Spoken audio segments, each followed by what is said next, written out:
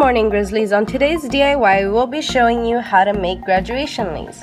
The equipment you will need is 3 different colors of construction paper, ribbon, a ruler, and a whole lot of money.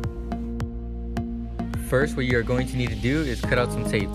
Next, you are going to fold the dollars as you see here.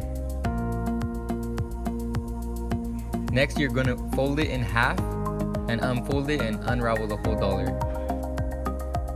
Next, you're going to refold it again in smaller folds and fold it in half again.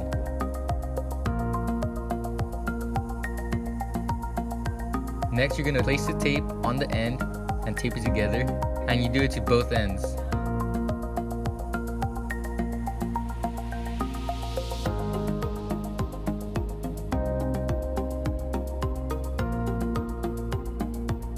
Do the same to the construction paper and the rest of the dollars.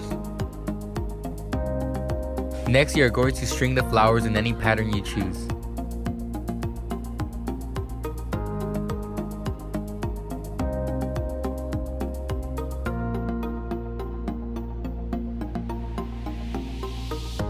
And here's your graduation money lei.